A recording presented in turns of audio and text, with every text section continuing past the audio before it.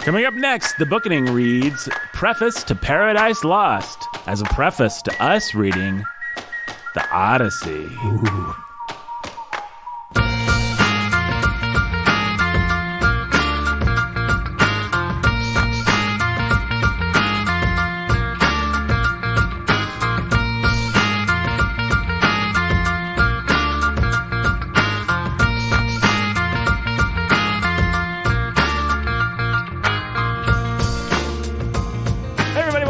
My name is Nathan Albertson. Blah, blah, blah, blah, blah, blah. Brandon's here. Hey. Jake's not here. Boo. Sorry. I know we just did one not too long ago, our style episode without Jake. And here we are again, Brandon. Yeah, Jake's off on an odyssey of his own. He's off on an odyssey of his own. He's trying to get home to the Bookening. He'll shoot an arrow through Brandon's neck when he gets here. Yeah. As Brandon raises the goblet to his lips. I have to be that character. I'm just kidding. You wouldn't raise a goblet to your lips. No. He'd shoot an arrow through your neck. I'd already have that goblet on my lips. Yes, exactly. 3/4 of the way emptied. 3/4 of the way emptied. Not very nice how Odysseus treats those suitors, but we'll get to that. We got a lot of Odyssey to go. But today, Brandon, we thought we'd take a little detour since we're Sans, our pastoral friend, our buddy, our pal, our compatriot in all things Bookening. You know, there's some things in life more important than making it to a Bookening recording of Preface of Paradise Lost. Very few things, but Jake had a scheduling snafu. We are actually going to try and record quite a bit of Bookening in the next 24 hours, so we're running a tight ship these days. We've all got other things to do, but we want to bring you the Bookening that you need, the Bookening that you deserve, the Bookening that you love to get. So that's why me and Brandon are here. Good friend Brandon. He's wearing I believe this is the classic black shirt that has been rendered gray through use. Wrong. This is blue. Is it really? Yeah. Okay. It's time for this shirt to go in the trash, For the shirt. Is that what you do with your shirts, Brandon? You know, take them to the Goodwill, you know? Well, after I get finished wearing them. Take them off and throw them to a Bookening fan in the rafters? I don't. All our legions of fans. All of our legions of... Yeah, they're just pressed up against the door out there. Yep. Like the Indiana Jones coming into his study. Yep, one of them came through and started waving a sword. What does Brandon do? He pulls out his gun and shoots the guy in the chest. That's right. That's what we do to our fans. Indiana Jones We style. shoot them dead. No, we've never shot a single fan, have we? Nope. Stabbed. Yes. Many times. But no. We love our fans very much. And as if to Not as many times as they've stabbed us in the back. Wait. Wait, our fans don't stab us in our back. Our fans are awesome. That's right. Only the false fans. The false fans? False fans. Sorry, Brendan, I'm logged into the wrong thing here. I need to log into the Patreon so we can do our favorite segment, donor shout-outs here. How do you want to shout it out today? I'll let you call it. You can do it any way you like, but you can't do it normal. You have to do it in a fun way. Come on. I have to call it. You got to call it. I'll do half of them. So You'll do half of them. Yeah, you can call it, and I'll help you with however you call it. Man. What is the poetic form of Paradise Lost? It's a blank verse. Blank verse, so yeah. Iambic pentameter? Yeah, so I guess we could try and make iambic pentameter verse that to sounds these people. Complicated. Let's see what we can do. All right, let's give it a try. All right, let's do one for good old Lily of the Valley. Oh, sing, oh, muse of Lily of the Valley. That's 11. It's a very free verse right there. But but I mean, there were some anapests and stuff thrown in there at the end. It's fine. Yeah, it was great. Shakespeare would be proud. Yeah. Oh, Andrew and Esther and Babe, you're cool. There you go. There you go. Iambic pentameter for the win. All right, you got the inscrutable Jenny Z. Well, we're getting pentameters, but I'm not sure we're getting those iams. Yeah. The Jenny Z's inscrutable. Oh, yeah. There we go. Jenny Z's inscrutable. Oh, yeah. There we go. Eat your heart out, Billy S. Oh, Rhonda and Robert, your folks. Hooray. Hooray. Or probably yeehaw. Yeehaw. There we go. For them. We got John and Jill's little baby Max. Now, John and Jill and little baby Max. I don't think that was all iams, Brandon. It wasn't. But it was 10 syllables, so we'll give it to you, I guess. My beloved Mother Beth, who I love. There. My beloved Mother Beth, who I love. There you go. There you go. David's Mighty Men Trucking. David's Mighty Men Trucking. Great transport. So like a haiku now. Okay, I got to do Maya. Over 10 syllables. Oh, Maya. Yeah. Maya. Yeah, Maya. Oh, Maya. Yeah, Maya. Oh, Maya. Yeah. Oh, Maya. Thanks, Maya. Jay and Katie, who are cold and love cheese. Maybe that's an iambic pentameter right there. Let's see. Jay and Katie, who are cold and love cheese. Wow. Whoa. Nice. We got the pentameter. I don't think we're getting any iambs in here, but hey. No, that's all right. We're just pentameter. We can't win all I of don't these. know. People say iambic pentameter is the natural way that people speak in English, but I don't know. No, I don't. Who knows? Who knows? I feel like I speak in many poetic forms all the time. Certainly, listeners of the Bookening know I speak in almost nothing but poetic forms. Let's see. Did we do Nathan, not me? Nathan. Is that you? I think it's you. Okay. Oh, Nathan, not me. Oh, no, he's not. So sad. So sad. Right, there we go. Benny Tiberius and Dana Tiberius. Benny Tiberius and Tiberius, Benny, and Dan. Nah. Hey. Hey. Tiberius, Benny, and Dana. Hey. Eric and Catherine, the lovebirds. The lovebirds that are Kate and Her Eric? her. Does that actually work? Yeah. Her Eric. Yeah, there we go. The lovebirds that are Kate and her Eric. Nothing awkward about that at all. Eric. Her Eric. Schnell.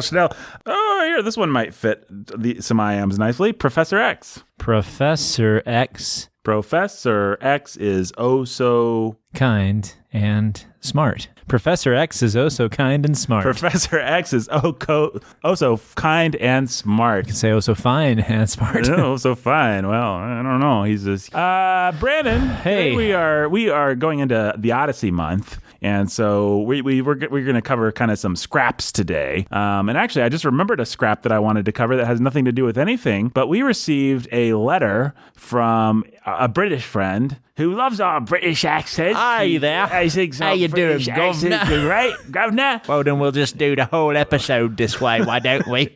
Well, don't we? That would be the Queen's knickers then. They just love us in London, They take their lorry up on the lift and... Let's just get in our TARDIS and go over there. Say, howdy do. Wait. I don't know what accent you're doing. Brandon thinks British people talk like I don't know what. Okay, so this guy, this friend of ours, one of the most articulate fans that we've spoken to over the email. Good man.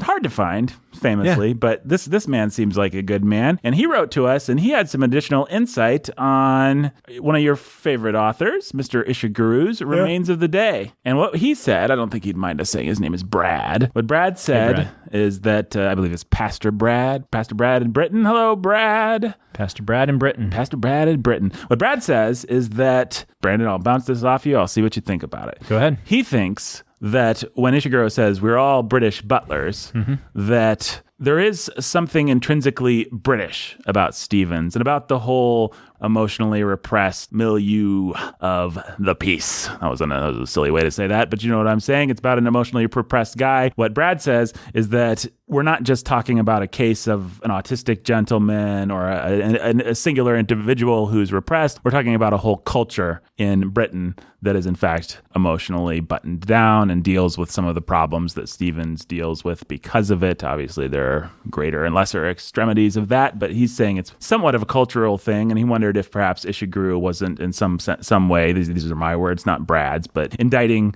the whole culture, that when Ishiguro in an interview says we're all British butlers, what he's actually saying is that everyone in Britain, the novel is actually saying something specific about Britain. What say you to that, Mr. Chastain? First thing I would say is I don't know any British people. No? I assume, Brad, that you are right. I'll address Brad directly. Hi, Brad. Nice to talk to you in a roundabout way, talking to you. This it's a very slow your email. Yeah. Your email. Yeah. But we're talking to your email. Right. This is really a strange form of conversation. But you're listening, and it's a conversation. So yeah, but you're listening. So hey, Brad, you live in Britain. You know a lot of British people. So we don't know the British culture, and we know that cultures can be very different. We would definitely give you that one can generalize about cultures, that some cultures are more friendly, some are more buttoned down, some are more angry, some are more this. Yeah, there's nothing wrong with stereotypes. It's out of fashion these days, but the Apostle Paul says all Cretans are liars, for example, famous example of the Bible stereotyping just in a rather politically incorrect way. But no, it's not popular, it's not politically correct. Definitely, though, we'll give you the point. A culture can be a certain way, and I trust that your analysis of the British people is accurate. Now, having said that, I think Brandon has a further thought on the matter. Yeah, so having said that, 2 points about Ishiguro and Remains of the Day. Having read Remains of the Day, and actually having read a whole lot of other stuff by Ishiguro now, I don't think that Ishiguro meant for Stevens to be a representative figure of the British people. For multiple reasons. One, if you look at the other characters in the novel, he is a bit of a unique, eccentric. Right. You don't see anybody else handle life the way that Stevens handles life. People look at Stevens as unusual. This person who's searching for dignity and really wants this dignity, and he finds it in other butlers, but I don't think that that's necessarily meant to be representative of all of Britain. So you have for example, where he goes to the countryside, and he goes to that place where he's mistaken for like an ambassador, right, and mover and shaker in the world, and he just lets that fly. Those people are very jovial, very conversational and talkative, and not as seemingly repressed as Stevens is. There's a lot of repression in the novel. So I take your point that repression, especially of memory and things like that, is kind of what Ishiguro is dealing with, but it's what he deals with in all his novels. That leads into the other point. What do I think that he's doing? If Stevens is representative of anything, what is he representative of? It's kind of the modern condition, how we all, like we said, allow ourselves to lie. About ourselves, to ourselves, so that we end up believing the stories that we create to make amends for the past, to cover up for what failures we've had. That's a theme across Ishiguro's novels, and Ishiguro famously, we talked about this in that episode, he famously will have a theme or an idea he wants to deal with, and then the setting kind of comes later. So in other words, Ishiguro, when he conceived of the novel, was presumably not thinking of it as quintessentially British or as indicative of anything British. He just wanted to tell the story of this gentleman and then decided on a setting that fit it. One of his other books, The Artist of the Floating World, is given to people in Britain who are traveling to Japan because people say, well, you really need to read this book in order to understand Japanese culture. And from one of the things Brad said, you said that people gave you this book as saying this is representative of British culture. This is interesting because I think that what Ishiguro is able to do is he's able to create these worlds in a way that Ernest Cline can't, to where it's very believable and it seems real to us, which is what a great artist is able to do. They create these worlds, and then they give us these stories and these characters that we're either meant to empathize with or empathize against, you know. Can you empathize against something? Can you empathize against? That's a good email for tell us whether or not we can empathize against something. Can you empathize against something? I empathize against Hitler. That's what I empathize against. But anyways, the fact that his worlds are so believable speaks a lot to Ishiguro's creativity and his artistry. He is a Brit. That's not a slur, right? No, I don't think so. I don't think it's like... Is that a slur, Brad? I don't think it's like Chinaman or anything like that. He is British. Right. And so he understands that culture very well. And he's, like I said, he's in the context episode, he kind of is caught between the Japanese world and the British world. And he finds it really humorous when people give that particular novel, Artist of the Floating World, to people who are traveling to Japan. Because he's like, this isn't really representative of Japan. This is representative of the story I'm telling. If it happens to capture Japanese culture, great. But it's more trying to just capture the culture of this novel. No, it may well be that he accidentally, or as a byproduct, captured British culture in such a way that you can give the novel, that, the person that gave Brad the novel and said, read this so you understand British culture, wasn't being an idiot. Yeah. It wasn't his intention. Yeah, so I don't think that was Ishiguro's intention. Now, do I think that it's helpful to read a novel and then seek people that you're recognizing those characters and people that you have in your own life? No, I think that's exactly one of the values and benefits of a novel, is it helps you expand your understanding of other people. Yeah. And so when you have a good teacher like Ishiguro, who has said this is a certain type of person, then you can expand that to everyone. And so then I suppose the last point would be you actually see Stevenses everywhere. There are a lot of Stevenses in the homeschooling world in the South. Oh, yeah, sure. A lot of fathers who are just dead set on dignity, the dignity of their family, and then all the sort of crimes and misdemeanors. The crimes and misdemeanors they're willing to cover over with a thin layer of dust because they really, really want that dignity. Yeah, Sir Thomas in Mansfield Park was like that. He was a little bit of a Stevens, or repenting. Though then, to Brad's point, he was British. Yes, that's you make a fair point. Yeah.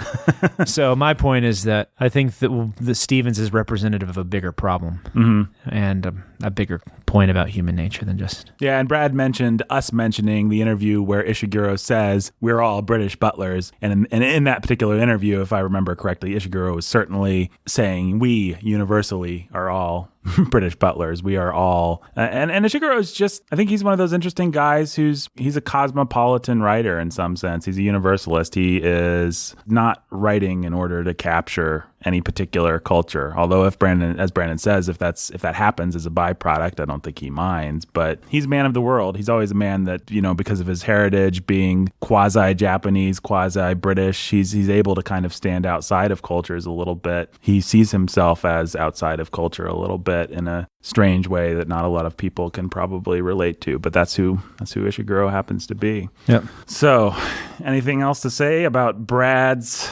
feeble-minded attempt to prove that our podcasts on Remains of the Day were not utterly superior and the last word, and that he knows more about British culture than we do? Oh, yeah. Even though we've read like 3 Jane Austen novels on this podcast. Yeah, some Dickens. Yeah. Some Shakespeare. I mean, we've read a lot of British literature. Nice try. And I've seen pictures of London. Yeah, me too. Big Ben. It's got the Big Ben. It's got that bridge thing right next to Big Ben. We got great British accents. Yep. Nice try, Brad. No, I'm just kidding. Brad's great. I really like Brad. We've had some private correspondence. I think it's a fair question, because I think what was fascinating about Brad's question is I think that it pinpoints what Ishiguro is perfect at. Yes. So like when The Buried Giant, which I really enjoyed, some people don't enjoy as much. I mean, I liked all his books. And The Unconsoled was great, but they're both weird. But still, the world that he creates and evokes feels real. Mm-hmm. So, well, the other thing he said, correct me if I'm wrong, but you shouldn't over-research. Yeah. He said that you have to find this balance between where you've done just the right amount of research and then not so much that it becomes history. Right. So, because if you do too much research, then it just becomes historical fiction. Right. Like it's G.A. Henty. Right. And who wants to read G.A. Henty, basically? Or, I don't know if I should say this on mic, Sir Walter Scott. Oh, you can say it online. Mike, yeah. But that's the fascinating thing about Ishiguro. It's a tribute to his imaginative powers and his powers of empathy, that without doing a ton of research, he can project himself into these people and these characters in such a way that his books do, after the fact, become accepted as indicative or as representative of certain cultures, because that's just how good he is. But that's never his intention. So, yep. Yeah, it's like you read Tolstoy and you think that must be representative of Russian culture. Just the way that these guys are able to create these worlds. That's one of my biggest criticisms of Ready Player One. For the record, I have been willing to step back from opinions in the past when they were wrong, but I think that the further we get away from Ready Player One, the stronger my stance against that book grows. So anyone who was upset by my opinion on that book, just hold on to your hats. Yep. Just wait for Ready Player 2. Because just like we have never let A.A. Milne go, I'm going to hold on to that horse's tail until it's just a rotted corpse. It's the master of metaphor over there, folks. He's going to, just to repeat, he's going to hold on to that horse's tail until it's a rotted corpse. Yeah. Sorry, Brandon. It's it's not always easy to come up with a metaphor, and yet I mock your attempt, and I apologize. But hey, I stand by that metaphor. Yeah, no, you got to hold on to a horse's tail until it rots. Yeah, why not? All right. Well, that answers Brad's question. What we're going to do with the rest of our time. Oh, I should tell people, Brandon. What? We've got a big, exciting 100th episode spectacular planned. Do we? Yeah. But suffice to say, it's not something that any of us would consider to be a literary classic, but it's probably one of the most #1 requested things that we've been asked to do. So we're just killing it with one fell swoop. Maybe 2 fell swoops, we'll see. But I don't know. People could probably guess, and I think there's been some social media to the effect of what it is, so you could probably figure it out very easily. But I'm not going to tell you what it is because it's more fun that way. But suffice to say, the big hundo episode is going to be fun. Now, to finish this episode out, this episode is a little bit of random scraps minus Jake, but me and Brandon wanted to talk a little bit about our old nemesis, Clive Staples Lewis. Actually wrote a book that we really like. I believe I may be correct in saying, I know I'm correct in saying it's my favorite C.S. Lewis thing, maybe that he ever wrote, with the exception perhaps of whatever that thing's called. What's that thing called? Men Without Chests. Yes, that one. What on earth is that called, Brandon? Men Without Chests. No, it's not. It's called An Apology to... No. An Apology to End All Apologies. A Grief Observed. The Gelded Horse. Who's rotted in your hands. Wait, what? The horse and his boy have rotted. What is that? That'd be an awful way for that to have ended. He just held on to his horse until it rotted. Charn. What is that thing called? Abolition of Man. The Abolition of Man, yes. Man, we are great tonight. Getting old, yeah. We don't have Jake here. He would have been out there, and it was a snap of his fingers. That's what Jake does. He's always got the information. Should have gone for the head. Brandon just made an Avengers joke, and I laughed. That's what that was, right? Yeah. I snapped. Yeah, he snapped, and then 50% of Earth's population just turned to dust. Spoilers. Yeah, sorry. Who cares? And Brandon's wearing the Infinity Gauntlet. What can I say? Yeah, I am Thanos. Surprise. Yeah, if you didn't know, Brandon is a big purple space monster. Yep. In case anyone was unclear on that That's how I know so much about literature. Yep. I stand outside of time. Yep. It tracks. Yeah. Just think about it, folks. It makes sense. All right, so my favorite C.S. Lewis's books. That's how you say that. My favorite C.S. Lewis books. Number 1, The Abolition of Man. Yes. Number 2, Preface to Paradise Lost, I think. Yeah, it's good stuff. It's good stuff. So we thought we'd talk about it because next week we're going to start talking about the Odyssey. Preface to Paradise Lost is actually a great book to read anytime you're going to think about reading an epic because... Why, Brandon? Why? Because it's so extraordinary, Nathan. Because it's so extraordinary. So the thing about C.S. Lewis's Preface to Paradise Lost is it's actually a great preface to epic poetry in general. He has spent several of the first chapters talking about epic poetry, so I thought there'd be no better way to pay a little tribute to a man that we've beat up quite a bit on the Bookening, but who we like, get some good information just on epic poetry and on how it works. So this episode will be a little bit of a grab bag. We're just going to talk through some of the things that Lewis says about poetry and epic poetry and the form and what it is and what it means to do. And he has all kinds of good insights. So we're just going to kind of talk our way through some of those today as preparation for digging into the Odyssey next week. So my stance on C.S. Lewis, let's just start there. Yeah. Not a great theologian. Nope. Very bad theologian in many ways. Yep. Said some horrifying things. Certainly surprised did. by joy as we rediscovered that we wish we could forget. Yep. Said that pederasty had a touch of the divine, lest we forget. I'm not sure I can forgive Lewis for ever having said that. But that aside, he was an amazing literary critic. And what he was great at, he was just fantastic at synthesizing all these ideas that he had about books he had read. And then making definitions and terms and putting together categories and putting things into categories and identifying themes and all these things that you look for in a great literary critic who's not just either historically driven or politically driven, but just actually concerned about the craft of literary history. And he has some assumptions that you have to deal with first, such as he assumes there is such a thing as a great book. Yes. He assumes there are such things as great writers, and he assumes that Western literature in particular is worth reading. This is all important because a lot of modern critics wouldn't agree with any of these things. No, they wouldn't, but I agree with them. Yeah. And so, in fact, there's a point in this book where he says, in order to take no unfair advantage, I should warn the reader that I myself am a Christian, and that some of the things which the atheist reader must try to feel as if he believed, I actually in cold prose do believe. This is the part of the Preface to Paradise Lost. It's right in the middle where he's talking about how do we approach things that are so different from our own time. And he says, You have to understand that cultures really do affect the way we look at the world. Right. And to understand something, you need to inhabit. I don't know if he uses the word inhabit, but you need to inhabit that time. Right. And so to understand the Odyssey, you need to understand not Hellenistic, that was after the Odyssey, as we'll find out in context. Next week. Hold on to your dead horses. Yep. Until they rot. Yeah, let's beat that one. Yep. Let's beat the corpse. Yep. It's already rotted. Might as well. Yeah, until it becomes dust, like in the last crusade. A horse turns to dust in the last crusade? No, but that guy does. After he drinks it. Poor Donovan. He chose poorly, in my He opinion. did. That horse chose poorly by going against me. Yeah. Oh boy, this is one. Jake keeps us on track, doesn't he? I guess this is what happens when Jake's not here. We just start saying nonsense. Jake has already turned this episode off. Jake, we are going to say our favorite things about you at the end of this episode, so you better keep listening. Yeah. Or you could use the 15 forward thing, but why would you do that? Why would you do that? We might sprinkle them throughout here. We'll sprinkle them through. Great beard. Yeah, very tall. People just have to figure out when we're sprinkling them in. Yeah. Does he have blue eyes? Probably. I haven't looked at. But this is C.S. Lewis actually had some tenets that I don't know if he would come to espouse them, but he would espouse them throughout his career. Yeah.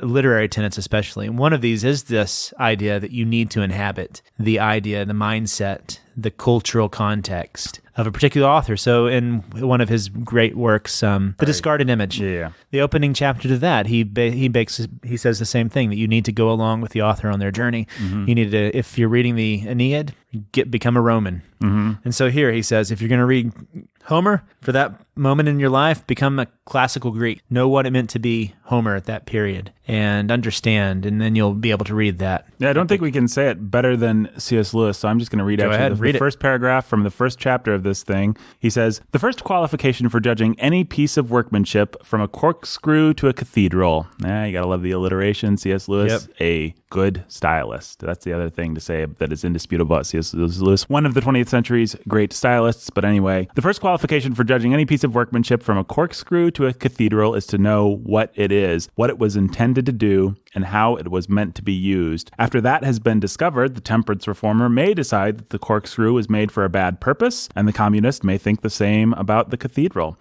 But such questions come later. The first thing is to understand the object before you. As long as you think the corkscrew was meant for opening tins or the cathedral for entertaining tourists, you can say nothing to the purpose about them. Great.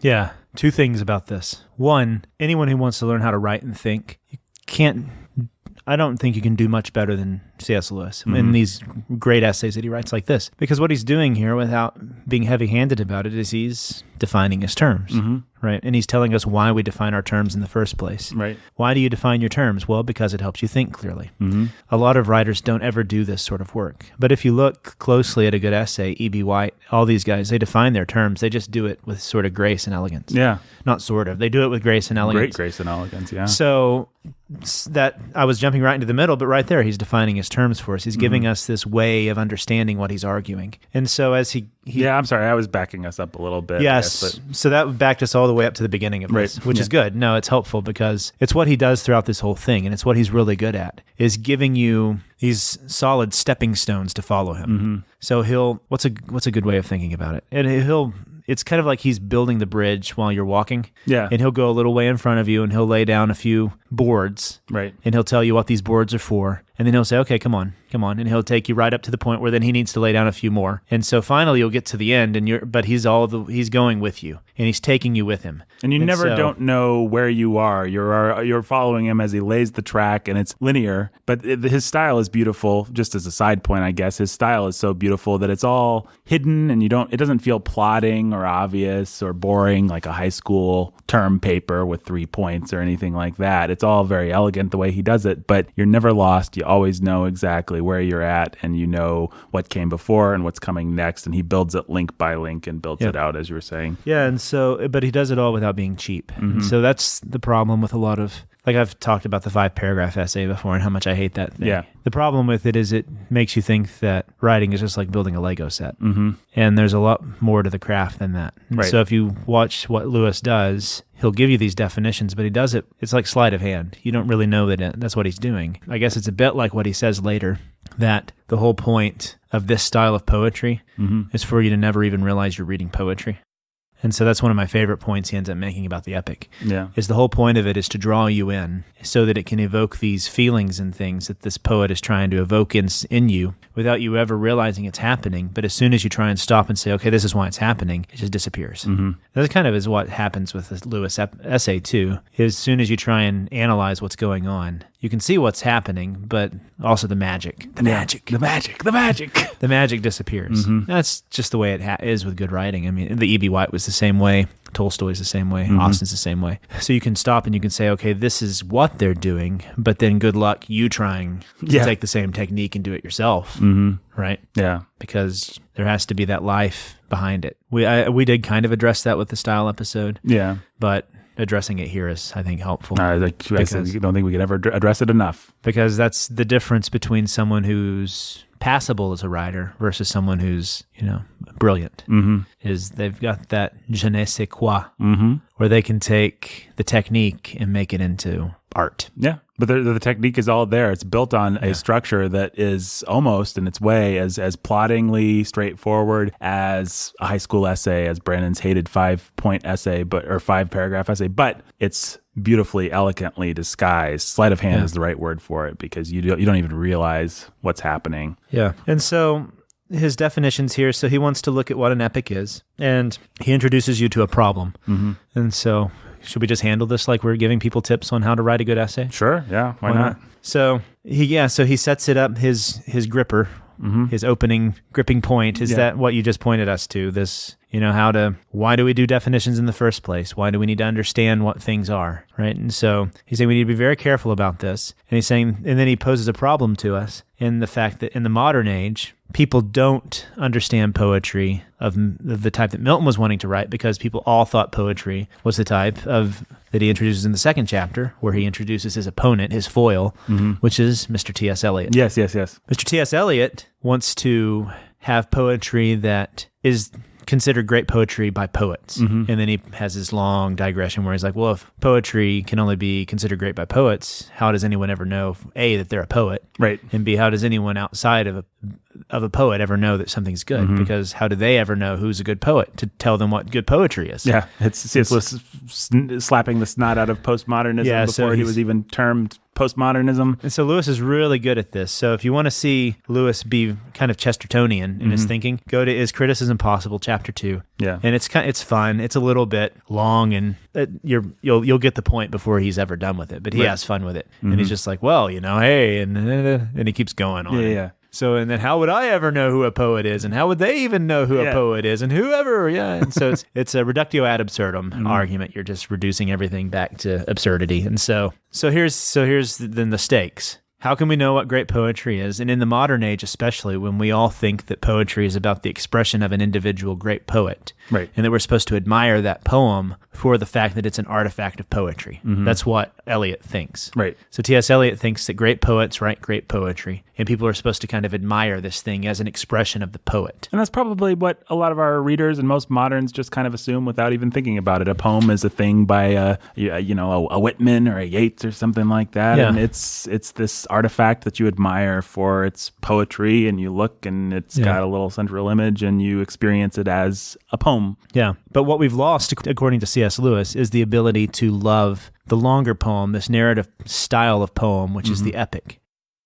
And so he says that a lot of people get lost in Milton and in Homer and Beowulf because they don't understand what the poet's trying to do in the first place. Right. Because we all think that a poem needs to be like The Wasteland, where it calls attention to itself as a poem. So that's the best way of explaining the crisis here at the beginning, is we live in an age, at the time C.S. Lewis was writing, where we look at poetry as this sort of hard crystal that you admire. Whether or not you understand it, who cares? If the poet understands it, that's what's important. That's going to be a problem, because if you read Paradise Lost or the Odyssey or the Aeneid or anything like that, you're not actually going to find that it's working that way. But you'll keep expecting it to. So you'll be like, well, where's this hard crystalline, great image or metaphor central? Why isn't this doing what a poem does? Yeah, I would say that probably one of the best examples of this would be, and I like him, but Wallace Stevens. A lot of his poetry calls attention to itself as poetry. It's the Emperor of Ice Cream. Yeah. I mean, I still don't know if I really understand The Emperor of Ice Cream. No. But it's just a great poem. I think it's about a dead body, maybe? Maybe. Yeah, I don't know. yeah. It'd be fun to talk about it one day. Well, yeah, I'd love to take another crack at poetry. Should we do a little poetry analysis behind the paywall? Yeah, that's a good idea. Would that be fun? I think that would be fun. Anyways, so it's these poems like William Carlos Williams, T.S. Eliot, these guys that write these, like thinking of them as a hard crystal or like a little diamond is a good way of thinking of it. As long as the poets think of it, or Picasso, these arts that are hard for you to understand as an outsider. And so what it ends up creating is this feeling of there being an inside Right. and there being an outside. All right. That's not the way it is with epic, according to C.S. Lewis. To C.S. Lewis, the epic is something that, first of all, considers its audience. Right. Because it's oral. It's spoken. And he makes this one point where it doesn't do much good to just talk to yourself, right? That just makes you look crazy. And so you have to be talking to someone. Right. And so that's kind of where he starts then, is the fact that, well, first, I mean, he's really good, like I said, at sort of these divisions and things and putting things into categories. One of the first important divisions he does make is between the poet and the audience, and how modern poetry idolizes the poet, but the epic is very different because it considers the audience. Right. And how are you going to evoke feeling in the audience? And so that's where you end up getting to this point where he says, you even lose the poem when you read an epic. Right. You forget for a moment that it's even a poem because you're just swept in to what the poem is doing. Yeah, what one way people might think of it is the poet doing all the work, or is the reader or listener doing all the work? With a lot of modern poetry, it's real complex and dense, and you as the reader or the listener have to do all the work of deciphering it, almost like a math problem. With Homer, the poet is actually doing all the work. He's sweeping you in. He's drawing you in. It's a story. Yeah. You may well forget the poet altogether because you're just on a grand adventure with Odysseus as he's fighting monsters and doing all that cool stuff, sailing over the wine dark sea. Yeah. And C.S. Lewis is not saying that he doesn't like what T.S. Eliot's doing either. He was an admirer of T.S. Eliot. His point is that you need to be able to approach these different arts in these different forms in the way that they want you to approach them. And that moderns have lost the ability to do that. And I would say, so that is where we start. That's the context behind where we get into epic. I would say that if that's true of C.S. Lewis's day, it's even more true of our day. Oh, doubly, yeah, triply. Where there's even a harder division than what was there with C.S. Lewis's age. The classical movement's trying to kind of redeem it. But what you have is the New Yorker with its hard poems to understand, which are really for those who are initiated, versus people who like to go, watch the Avengers movies. Right. And that's what you get. Yeah. Never the twixt twain shall meet. Right. We've lost the intellectual middle class in some sense. It's like you've got the intelligentsia who understand deep mysteries, and then you've got people that just like to eat their popcorn and watch their Avengers, but there ain't nothing in between, which is not historically how it's been. Yeah, it's not historically how it's been. And I particularly like the poets that have tried to bring it back. So guys like Richard Wilbur, the teacher I had, B.H. Fairchild, they were champions of formal poetry and also narrative style poetry, which was trying to bring poetry back to the roots that it once had, instead of this weird abstract stuff that it's become. That's for another episode, though. Sure. But so with that aside, he gets into what epic is. Right. And he talks about... People should pay attention to this because that's one of the main reasons we're doing it, is because we're going into one of the great primary epics, the Odyssey, in the next few weeks. So yes, tell us about epic Perseus Lewis. So the way that he does it is he starts talking about epic because, well, I guess we should say the whole point of this is to get to an understanding of what Milton is doing with Paradise Lost. Right. But he spends a lot... One of the reasons we're doing this, you might be wondering, why are you talking about this when you're not actually doing Paradise Lost? Because I think this is just one of the best books to read about epic poetry in general. Yeah, so this really helps you understand what epic poetry does. Yes, when we did Beowulf for the Bookening a couple of years ago, I actually read this in preparation for that, just to refresh myself. He says a lot of good things about Beowulf and about basically all the epics in this. So yeah, and so he starts then talking about these two. He makes a division with epic. You have primary epic and you have secondary epic. He says it has nothing to do with one being better than the other. It just has to do with the fact that primary epic came first and secondary epic grew out of primary epic. So primary epic, then, what is its primary defining quality? The fact that it's oral in tradition, that it was passed down in courts. You can see this in the form. Both Homer and Beowulf talk about poetical performances. But all poetry is oral, delivered by the voice, not read, and so far as we are told, not written either. And all poetry is musical. So you have some sort of instrument that accompanies it. But more than that, the epic is this type of poetry in that era which would have been performed at a court. Right. Or at least at a festival. Mm-hmm. And so he talks about this. I mean, so perhaps he makes a concession that Homer's epic could have been performed not at court, but at a festival, like I just said. But there would have been some sort of seriousness to it, right? Some sort of occasion to give it importance. And added to that occasion, you would have had two things. One, you would have had the character of the poet speaking, and it could have been a nobleman. At times, especially with the Beowulf poet, it could have been a king. I mean, imagine, I don't think you can imagine Donald Trump, but imagine some dignified leader of a nation sitting down in the middle of his other noblemen, right? I guess you could imagine Donald Trump if you want to, him going in, sitting down at a feast in the middle of the Senate, and literally kind of singing an epic poem about George Washington. Right. That would kind of give you an idea of what's happening with these epic poems. Sounds sweet. Yeah, it sounds awesome. I'm all for it. Yeah. Or in the case of Greeks, a bard, a singer, a poet, who the people thought were inspired by the gods.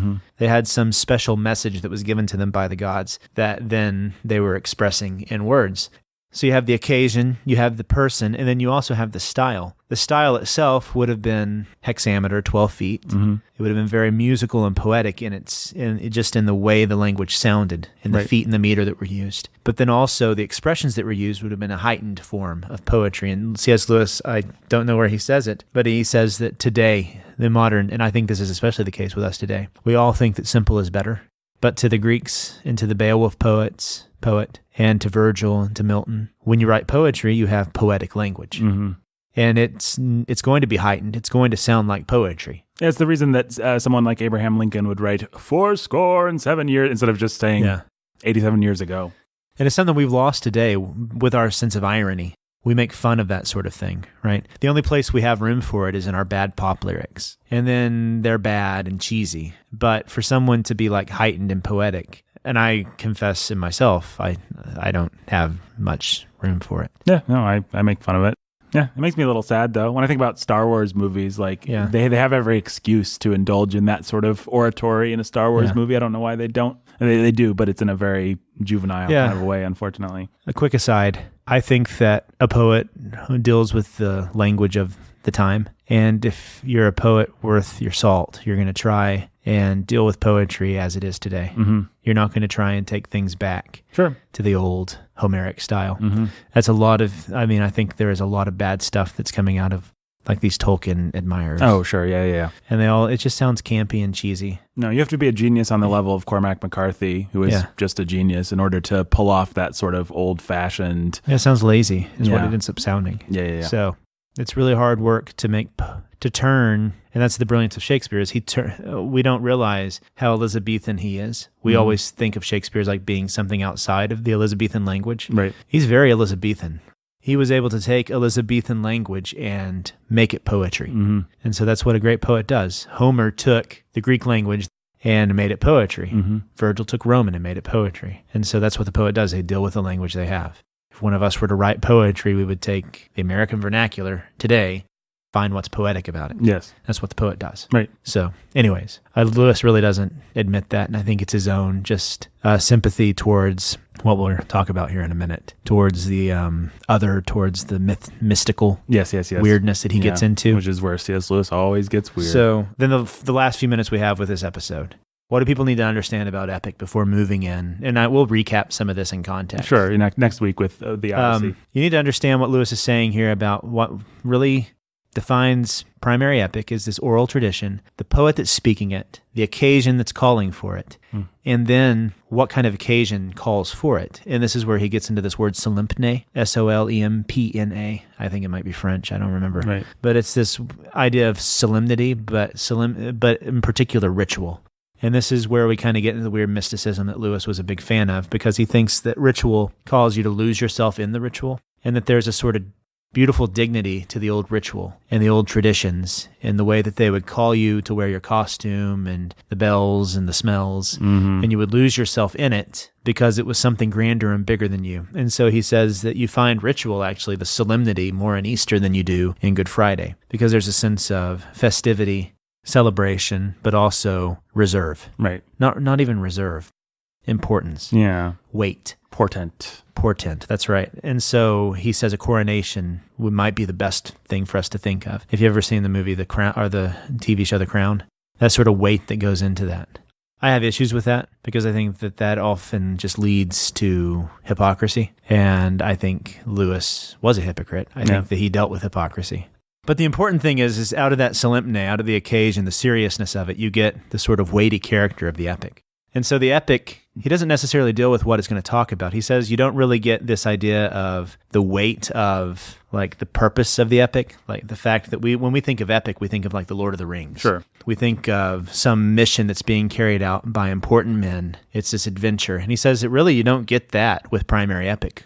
Because if you think about it, the Odyssey's not about that. He says, he makes this really fascinating point that nothing would change if nothing in Greek history feels like it's at stake with Odysseus making it home. No. There's nothing at stake. You get it kind of with the Iliad. The Iliad, yeah. More so. But really, it's more about just men and their fame. And he says this is because one of the major themes in primary epic will be the glory of individual men, the turnings of fate. Yeah. Right? And so that's just because that's the way that Homer and the Greeks saw the world. They didn't see it as good and bad, as this fight between evil and good. They saw it as self-glory. And we'll talk a lot more about this when we get into the Odyssey. Yeah. Okay.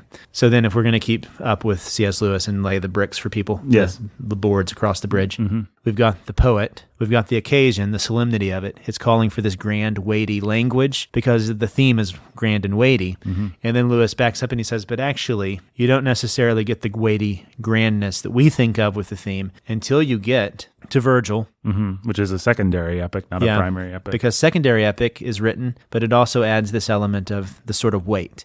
With Virgil, it was pietas, that is piety to the state, to the fatherland. And with Milton, it would become obviously Christianity. Yeah, the story of the fall. The fall, yeah. And then out of that, you would get all of epic would kind of follow this same theme. So it's actually the idea of this epic portent that we have today is because we're very Western. Yes. And he says that, and so then if we want to be a part of the ritual, like he says, where you lose so Lewis is all about losing yourself. And this is where I kind of took issue with experiment and criticism, is he thinks you should just lose yourself. It calls you to just forget yourself and just have the art. Yeah. And I'm not on board with him there. Again, he's about losing yourself in the epic, and the epic calls you to lose yourself in it.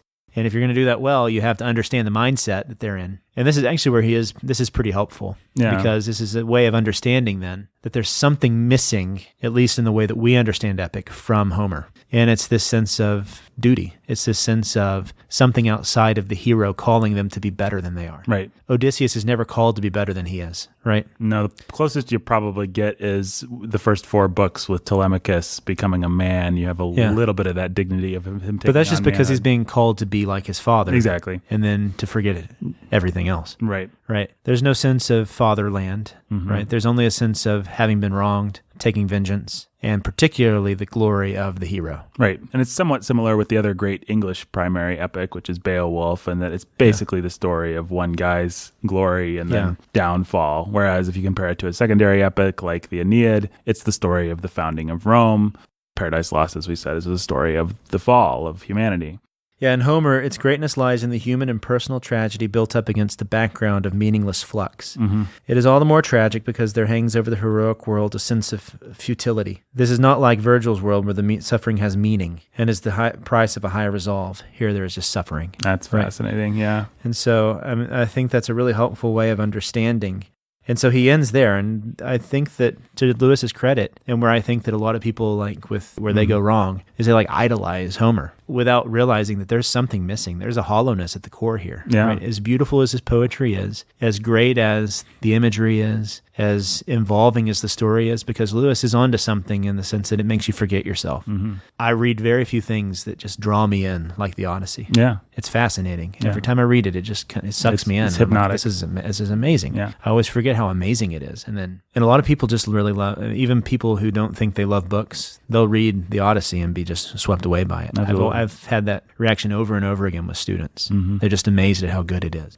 So I think that he's onto something with the at least losing yourself in it, and the fact that this poetry does that. It doesn't call attention to itself. I'm with him there. The whole ritual stuff I'm bothered by. The Solemne stuff, I think, kind of stinks of stuff that happens until we have faces. Yeah, an experiment in criticism. It's a great little book, but he takes that whole concept so far that he actually ends up in a weird way denying people the faculty of discernment. Like you can't actually, if you follow C.S. Lewis's logic to its conclusion, you can't actually judge a work because you've just got to give yourself to it, enter into it, and he would say that I guess the value of a work is this, you can assess the value by how much it makes you lose yourself in it. Yeah, but even there, he's a little bit. He's just weird about it. He's kind of mystical, and there's some weird places in experiment and criticism where he makes it almost sound like everything's subjective and you can't really assign any value because any work, even the trashiest work, is one that someone could enter into and give themselves. It might not be you, but every work, can. This is actually where I think that guys like T.S. Eliot and E.B. White are healthier than C.S. Lewis because they didn't lose themselves in this weird theosophy. Yes, theosophy. Anthroposophy, all that weirdness that we talked about with C.S. Lewis that he was drawn into with Owen Barfield. This sort of mystical Gnosticism, almost. T.S. Eliot, and T.S. Eliot is a lot. Well, I guess maybe one day we'll do T.S. Eliot. We have to one way or another. I'm not sure how we'll approach it, but I love T.S. Eliot later in his life.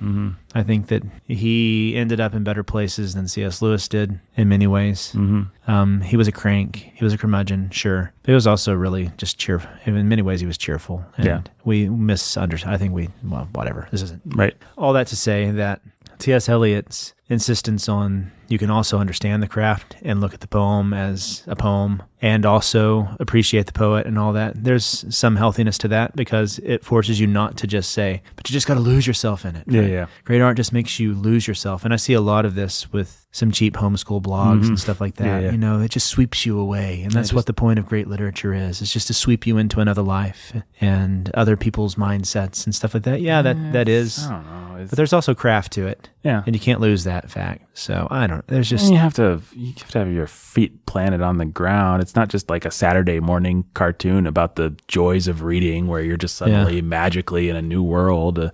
But then there's also the sense that leads to its own sense of pride. Because if you are the type... Because what it ends up being... So I had this friend growing up, and she would always make me feel guilty because I couldn't imagine things as clearly as she could. She would always say things like... It was weird. She would be like, I can see this world that we're imagining right now. Can't you? And I'd be like, I can pretend.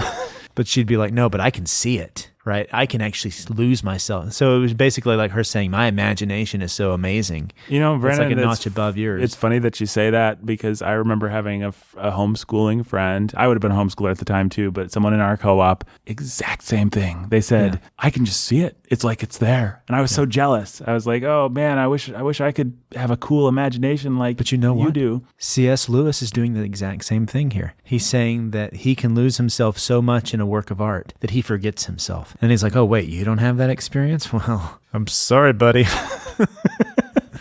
I guess you're not C.S. Lewis. And so there's a danger there because it becomes its own form of pride, right? It becomes its own form of, well, I guess I just have the literary instinct that much better than you do. Yeah. Take a step back. I do think people do. Some people do have that instinct more than others do. That's why you learn from other people, right?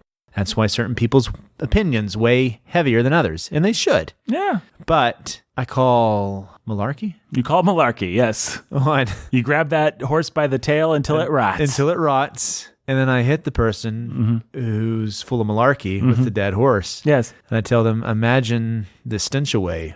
Pretend it's roses. Yeah. Imagination king. Let's see how good your imagination is. But I'm sure we'll deal with this a lot more in the context for the Odyssey. Yeah, the Odyssey. Coming up next week. This is just a taste, folks. Is there anything else we should say about C.S. Lewis's preface? There is one... Go ahead. Yeah, no, go ahead. There's one thing that I actually find really helpful. Other thing. I mean, all that criticism aside, I do think this is a really helpful book. I think it's great. It's great. I just think that one particular point just troubles me.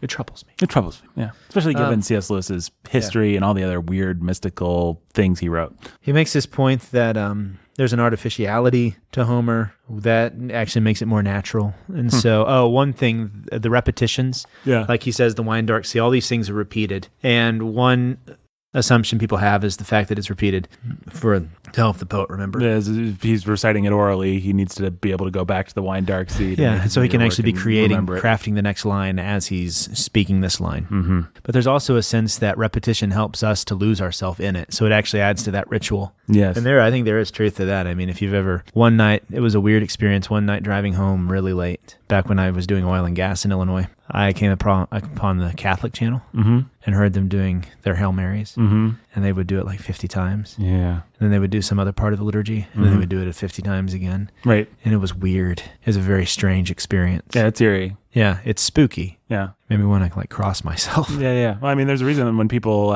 when they meditate, many forms of meditation, you can simply choose any word. It can be horse, and you just say horse, horse, horse. You just say it over and over and over and over and over again, and you get yourself in a trance, and it is something that you can do. But he deals a lot with this. If you want to read more about it, you can go in here. Yeah. He deals with stock expressions and whether or not that's manipulating. He has whole arguments about why it is manipulation, but manipulation's not so bad. Mm-hmm. Rhetoric, yeah, sure, rhetoric persuades, but rhetoric only has a bad rap because it's misused so much. Mm-hmm. But rhetoric used correctly is fine. Right. And that all poetry engages with an audience. And so he's just continually fighting Eliot on this point that poetry is not for the reader, which I appreciate that. And the fact that you use stock expressions because there's such a thing as a stereotype. There's such a thing as a stock feeling that is it's not cliche if it's done correctly, right? And it's not cliche if the poet is so gifted that they can evoke that feeling without becoming cliche, because the feeling of love is universal. The feeling of fear is universal. The feeling of the fall and of rebellion is so universal that a poet who's really talented can evoke it. And sure, it's a stock feeling, but it's still, a universal feeling. Yeah. And so he deals with a lot of this stuff. It's really good. I recommend anyone who's interested in that sort of literary criticism read it.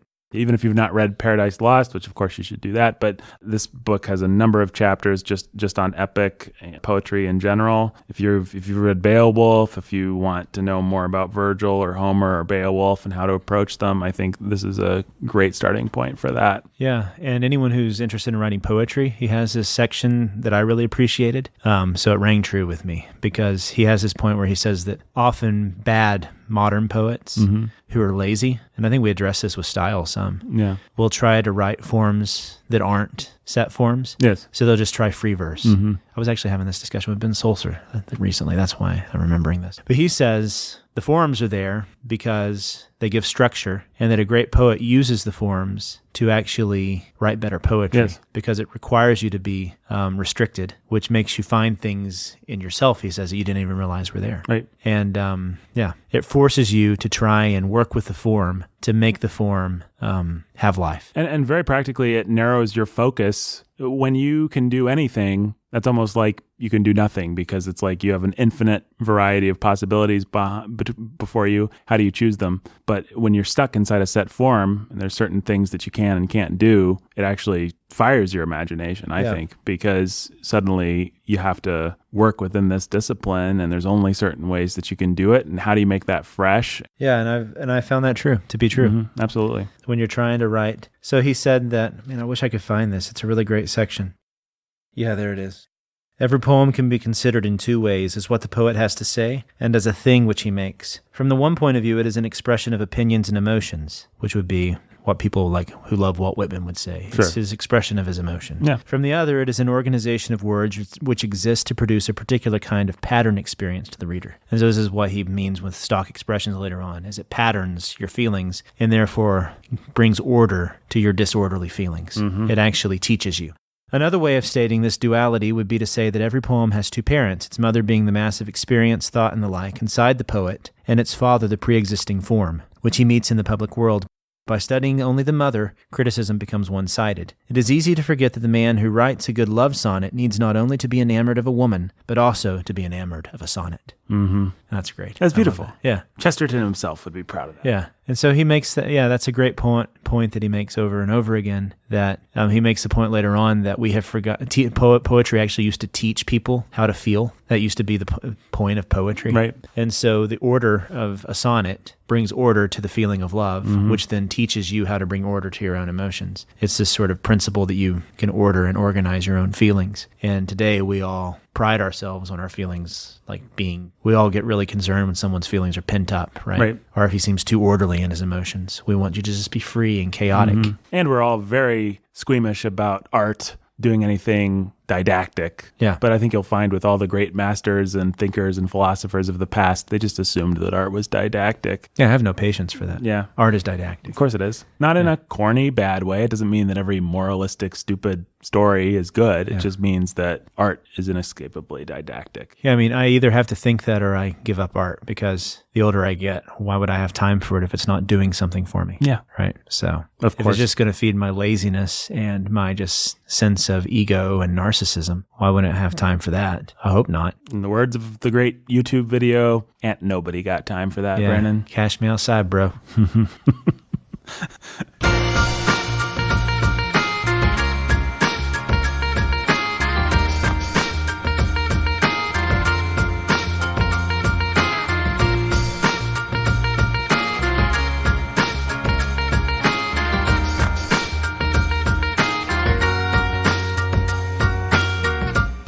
We're just scratching the surface today, right, Brandon? That's right. We're going to talk a lot more about this stuff. Buckle your seatbelts. We'll also be talking about all kinds of things about the Odyssey. Was Odysseus a great guy? I don't know. We'll be getting there. Brandon's making a ooh face, because I don't think Brandon thinks he's a great guy. But we'll find out. We'll find out. So we got plenty more to come. Hope you enjoyed this episode. Just leave us a 5-star. How many stars do you think people should give us, Brandon? How many can they give us? 5 on iTunes. At least 4.5. What if they are buying us a star in the sky, like in the star directory? I think you can do that for about $50. How many stars should they get us? Oh, they should get us at least 5. Then. Yeah, I'm gonna say a constellation. Yeah, man. Somebody should buy us a constellation. That would be cool. And in the shape of what?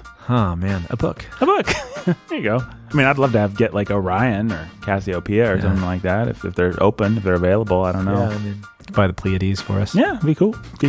Anyway, if somebody wants to buy us a star, we'll take it. There's seven stars in the Pleiades. Are there 7 shining stars of Warhorn? Yeah, of course there are. Well, I mean, there's Nathan Albertson. That's one. Right there. And Brandon Chastain. That'd be another. Jacob Menzel, not here, but he's a shining star of Warhorn. That's 3 right there. At least right there. Yeah, and then you got the 3 guys from My Soul Among Lions and Tim Bailey. That's 7 right there. And you got Ben Solzer and other things like that. But Mother Lode. Yeah. There's so many. But women don't get stars. No, women don't get stars. Unless it's a star-shaped baking thing that you make cut cookies with. Cut cookies with, yeah. That's right. Or star sprinkles that you put on cookies. I don't know what other star things women could get. That makes me want a cookie. Star sprinkles. You know what I think? C is for cookie. Yeah. And that's good enough for me. That's good enough for me. To quote another great poet and monster, Cookie Monster, said that. Did he? He did. 2. It would be the count. Yeah. I thought that's what we were doing.